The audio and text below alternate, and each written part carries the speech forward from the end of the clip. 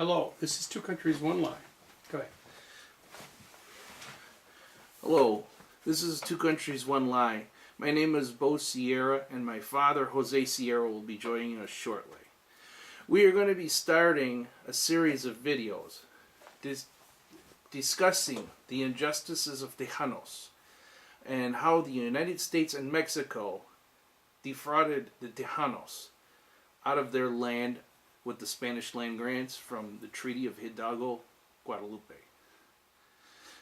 So, we're going to begin with an introduction, and as you can see, we have it written up here. And I want to take a moment to discuss the type of people that our ancestors were. First of all, our ancestors were very noble people and even-handed people. They trusted the United States justice system to do the right thing and give justice where justice was needed. Unfortunately, that never happened. And what you're about to see is evidence of wrongdoing within the justice system and outside of the justice system as well. We're going to show you how everything got away from our ancestors owning the land to what is now Texas today. And as we get further into these videos, we're going to show you evidence in every series. As we go through it, you're going to see what we see. Now, we've been to many lawyers with this subject, and we have received a lot of legal advice on how to proceed with this. This case cannot be won simply by going to the United States federal court or to the state level court. The reason being is because simply the matter is the statute of limitations has run out. How convenient. Well, what we're going to do is show you everything that we have. And we're going to show you a possible way to point out all the injustices to make our case that the lands were not only stolen but defrauded. And I think once you see our evidence, you'll find it very interesting. And hopefully you'll be able to join our website as well. We are at www.twocountries1lie.com. Feel free to sign up with our website. And we will be sending out a monthly newsletter once you do with updates on our movement and how we're going to proceed from there. Okay, well, I think we're going to start, and I think my father, Jose Sierra, is going to begin with his introduction as well. And we are going to start our very first episode. Hello, thank you, Bo. That's my son, Bo Sierra. We're in Illinois right now filming this kind of an explanation for you back in Texas or anywhere in the United States where you may be, if you had direct connection or ties to Spanish and Mexican land grants. The way I've got it written up here is how the U.S. and Texas defrauded Tejanos out of their lands, either Spanish or Mexican land grants. What we're about to tell you is going to be many parts because there's so much evidence and documentation that we have been researching and working on for the past, I don't know how many years. But only lately we discovered the real truth of what really happened to the land grants. And we're going to show you not only how we found it, but we're going to show you how it actually was done to defraud you out of your land grants and your heirs' responsibility to the reparations that was supposed to have been made in 1941. So I want to begin with this. This story is complicated, but it is interesting and it is true. What you're about to hear is going to be a reflection of more than just a story. It's facts that involve presidents And they also involved from the United States and Mexico, and they also involved world powers, because this was all about oil. And in my research and in our findings, we have realized that the bottom line is, in 1941 is when the dirty deed was done to us. And that was only, what, 70 years ago? 75 years ago. And because of that, there was 3 things you have to remember to keep in touch with what we're going to explain to you. The first is this, that land grants, either Spanish or Mexican land grants, lasted about this long. This is about how long in history land grants were being given out to Mexican, Spaniards, or anybody else that was alive at that time that had an interest in there. But usually it was Mexicans or Spanish people. These were given out by the King of Spain, and they were given out by Mexico. These land grants were existing in Texas before Texas was a state and before it was part of the United States. Keep that in mind. What I'm going to tell you is the wars that went on in 1846 to 1848, which was the Mexican-American War, turned a lot of the momentum against Mexico and against Mexicanos or Tejanos. And the Anglos had the advantage. And that's why this happened in 1848. You probably already know this treaty. It's a very famous treaty. Treaty of Guadalupe. Whoops, let me spell that right. Guadalupe Hidalgo. Everybody is familiar with this, but nobody really knows a lot about it. Let me clean this up a little bit. Guadalupe Hidalgo Treaty that was enacted in February 2nd, 1848. That's when all the trouble started. What happens is the United States bought this land from Mexico, and Mexico sold the land because there was no way to keep the Anglos out of there. It was inevitable. They were having too many problems, and Texas had already been a republic. They were trying to break away from Mexico, and Mexico knew they couldn't control it, so they felt they might as well just get rid of it and sell it to the United States. But this is where our ancestors had land. They owned property. Some owned a lot, some owned a very small amount. But all of that property was owned by our ancestors. In 1848, on the Texas Handbook, TSHA, if you look it up online, it will tell you what the population was of Hispanics, or Tejanos, I should say. In 1848, there was 4,800 roughly Tejanos in Texas.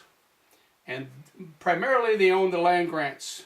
But there was other people there also. But it was about 4,800 total Tejanos, Mexicanos, that lived in Texas in 1848 when this treaty went down. At that time, there was 14,000 Indians that were also there in Texas. And that is all from a census that was taken in that year. So you get an understanding of how many people there was at the very beginning of this. But the Treaty of Hidalgo Guadalupe had 3 articles that you need to look up. I've got it here, and I've read it many times. And the only ones you need to be aware of is 8, 9, and 10. That's the only articles you need to read. You can look this up online. You'll see it. Look it up. It's in Spanish and English. And it'll tell you exactly what the agreement was. The agreement was that if our ancestors stayed on the land for more than 12 months, they would automatically become U.S. citizens. After 12 months, they were U.S. citizens, and they could either stay on that land or go back to Mexico before the 12 months. 90% of those people stayed there. That's also from another reference book that I had on historical data of the events in the years 1848. 90% of our ancestors stayed on the land, 10% went back to Mexico. We'll get back to that in a minute about what kind of a problem that left for us. So our ancestors stayed on the land and the Anglos moved in and took it over. And Texas became part of the United States. But Texas had plans for this part of the South. They wanted that land. And everybody knows about Manifest Destiny, how they hated it, Mexicans and Indians. But they wanted this land and they were going to get it. They were hell-bent on going to get it. On going to get it. But this treaty opened the door for those Anglos. And this was the end of a beautiful era for our ancestors. And you should be involved with the history of this so you understand more about how you may be connected to this treaty. This treaty was left with one problem. Article 8 and 9 left guarantees to protect the interests of the property rights of the Tejanos that lived on that land if they chose to stay there, and they had to make the decision within 12 months.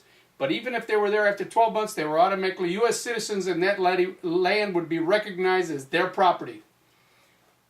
Well, the United States had language in there that said that, and the United States said that they would honor that.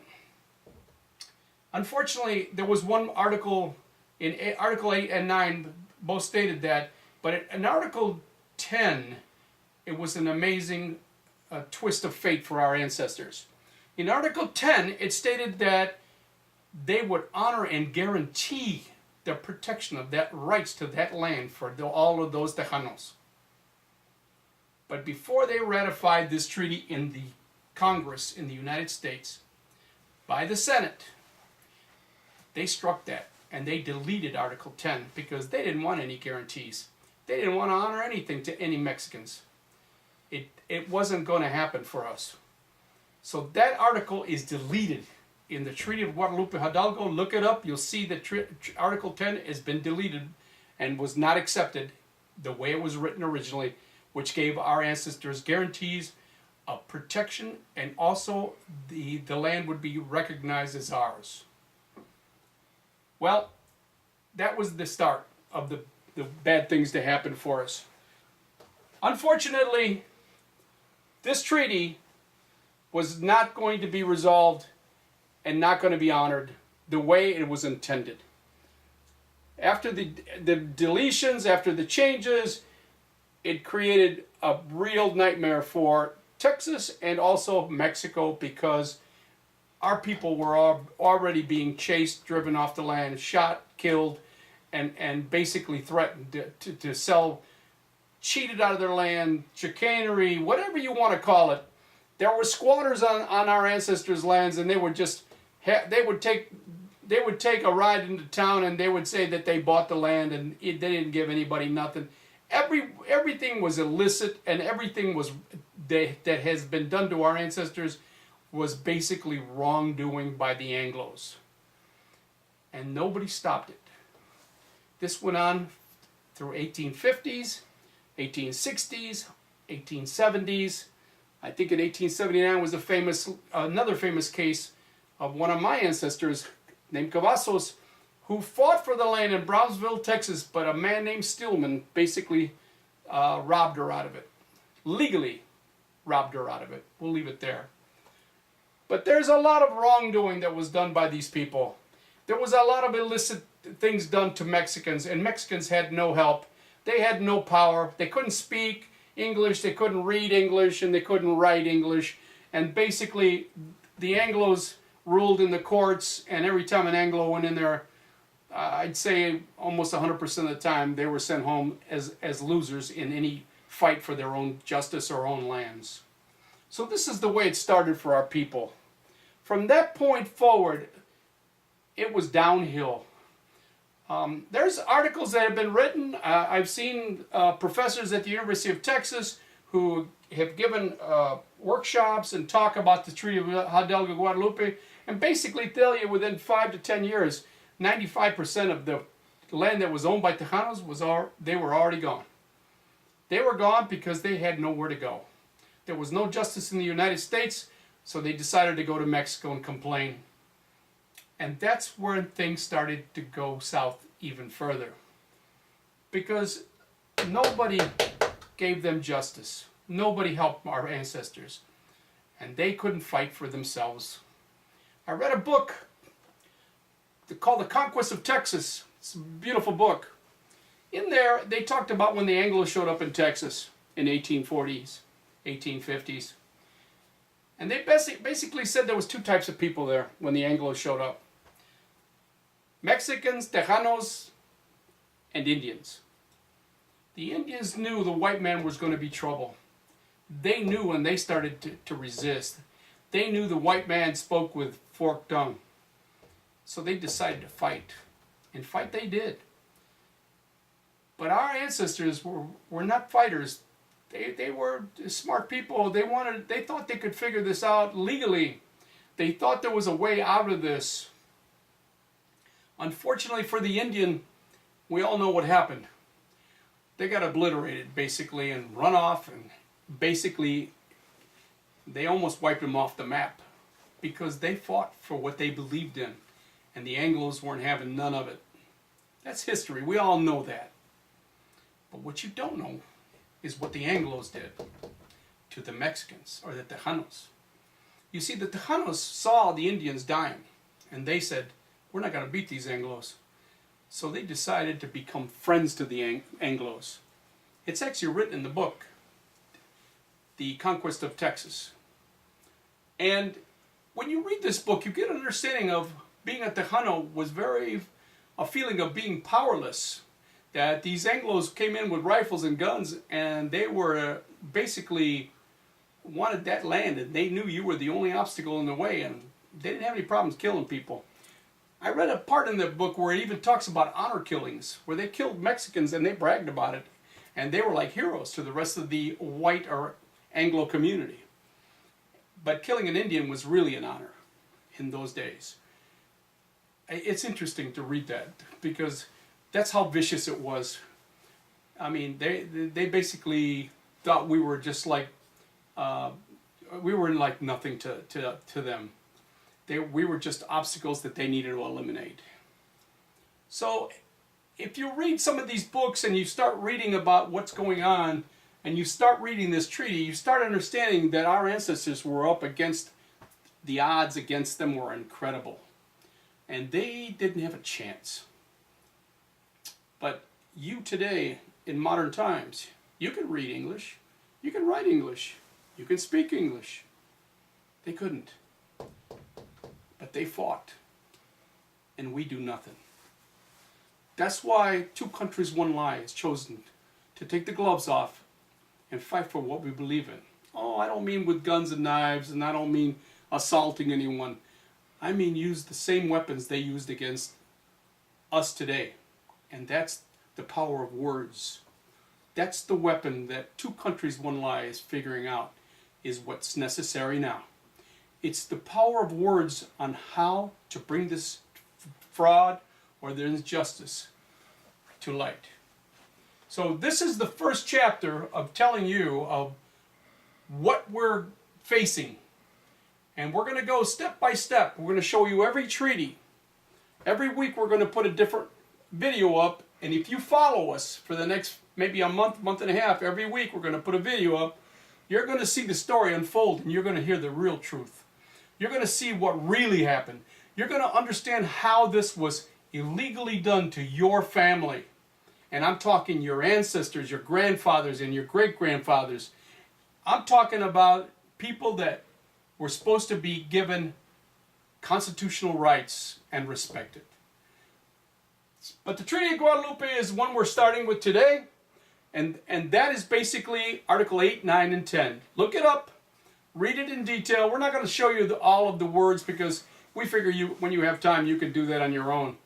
But it is interesting to understand that this is how it started. The Treaty of Guadalupe Hidalgo and Two Countries, One Lie is in for the fight of their life because we're going to bring the truth to San Antonio.